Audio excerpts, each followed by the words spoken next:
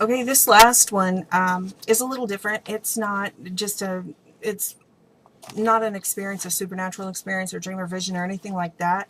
But it's something that I really felt led of the Lord to share with you guys. This is about the Russian technology, the frequency technology that they're using and developing. And I know that our CIA and stuff keep, all that stuff under taps in the intelligence community. But we need to be prepared. Everybody's talking about the EMP and power outages and things that could happen. We got North Korea threatening us, and so we're telling people to prepare with food and water and things like that. There's a lot of stuff coming. When you talk about Mark of the Beast and stuff like that, 50 years ago or in Hitler's time, nobody could have ever thought about radio frequency chips, identification chips. And when you're talking about RFID chips, this is where this frequency technology comes in, because L.A. Marzulli and a lot of those guys are talking about how the Mark of the Beast will actually change your DNA. And that's why it says, once you get it, those people are lost. And those souls will be lost, like you can't retrieve them. And that's because there will be a genetic change and they won't be able to hear God, like they won't be able to receive it. You could tell them to their face or show them to their face, and they, like the Bible said, ears to hear and eyes to see, they won't be able to, because there'll be a DNA change, which sounds fantastical. And that's why I want to talk about these, just these couple of reports. This one, and I'll put the links to the articles, maybe a video if I can dig it up, links down in the description box so you can do a little research on your own if you want. But this is right here about a Russian experiment with DNA sequencing. It says the most astonishing experiment that was performed by, I can't pronounce it, some Russian scientist's name, group is the reprogramming of the DNA codon sequences using modulated laser light. Whereas Western science uses complicated biochemical processes to cut and paste DNA triplets in the DNA molecule, Russian scientists use modulated laser light to do exactly the same thing.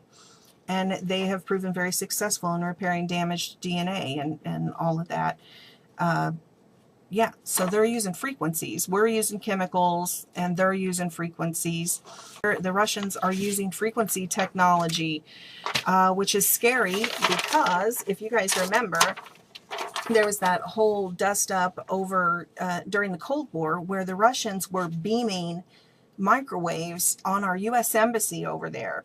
And it went on for years and years and years, like 2 decades, and nobody even knew. They discovered it because people who worked in the embassy were getting cancer. Lots of them were getting cancer, and they were trying to figure out what the common denominator was. And anyway, they found out. It says, from 1953 to 1976, beams of microwaves between the range of 2.5 to 4.0 gigahertz were aimed at the U.S. Embassy building in Moscow.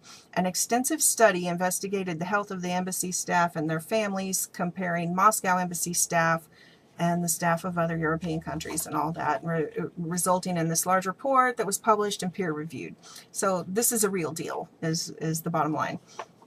So it says that they discovered that the microwave beam came from a source in a Soviet apartment building about 100 meters west of the 10th floor embassy building, affecting the west facade of the central building, with highest intensities between the 3rd and 8th floors.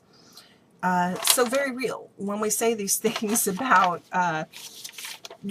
beaming frequencies or changing DNA or anything. This is science. This isn't just religion. The Bible's true. The it warned us about this stuff before we could even comprehend this kind of science. But this radio frequency technology and the Mark of the Beast, the RFID chip, and all of this stuff is happening. And not even having to put it in your body, but being beamed at you. I mean, think about that. Maybe that's what the chemtrails are all about. I know everybody's, government's always bad, but it's very fluid. There are good guys, and then it's infiltrated. Everything is infiltrated by the enemy, but there's also good guys God has placed in every, in every government and every branch and all of that, and every church and all that. So, it's interesting to think about the chemtrails, that maybe the government, although they can't tell us we're in a high-tech Cold War, maybe those chemtrails are meant to put a canopy to block something that the enemy is beaming over our nation. Maybe it's not the chemtrails themselves that are meant to kill us. Maybe it's just our government's fight against something that's being beamed on us. Who knows? I mean, I'm just throwing that out there. This was in 2014. It talks about that Russian plane that buzzed our warship. The USS Donald Cook was buzzed by a Russian plane, an unarmed Russian plane, but it had a box that emitted electromagnetic frequencies, and it shut the plane down. I mean, it shut the ship down. It shut the warship down. It had, this is how many missiles our warship was. It carries Tomahawk cruise missiles with a range of up to 2,500 kilometers, missiles capable of carrying nuclear explosive. The ship carried 56 Tomahawk missiles in standard mode and 96 missiles in attack mode. It was also equipped with the latest combat system. And this plane buzzed over our high-tech, highest technology warship and shut it down, shut down all the power. And they were, and you know, we also had that happen with that cruise ship out. We had that missile that went off the coast of California, and then it was on all the news stations, and then it was whitewashed and it went away. And I think you can still find some cell phone footage of it coming out of the ocean, mystery missile. And then that same day, there was a cruise ship that lost all power out in that same ocean. So I think that was also a beta test of an EMP.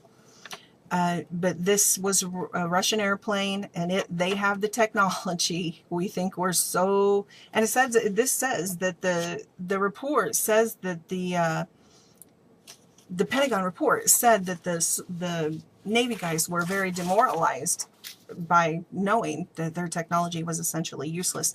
I think it ended up like 17 of them requested to be discharged. So those are some stories about what's going on with the frequency technology. I put up a video, Science versus Religion or something like that, video that also talks about frequency technologies, frequencies that can levitate objects with sonic and sonar. There's lots of people. There's a vision I just watched today from a guy on YouTube. I'll see if I can find it and put it below. That says he saw something, a sonar. He said it was his dream. He didn't understand exactly what it was, but a sonar beam was being beamed from the West Coast out over, you know, the United States. So I think a lot of that's tied in, and a lot of that's going to be happening, and we need to be aware, especially if there is a disaster and afterwards there's a census. If you're left behind, or if you don't believe in the rapture or whatever, you know, if you're here and there's a huge disaster, you know, Katrina times a million, and they're trying to figure out who's dead and who's alive, and they do a census and have everybody get their ID chips so they can count American citizens and recover after this catastrophic event. Don't do it. Don't take anything radio frequency. Don't take the chip. Because once you do, you'll be changed. And you can watch, you know, search the zombie apocalypse streams. That's where a lot of these are hidden. They're not under RFID. It just says they see people shuffling like zombies, you know, or they go into a facility and then they come out and they're changed and like a zombie and stuff.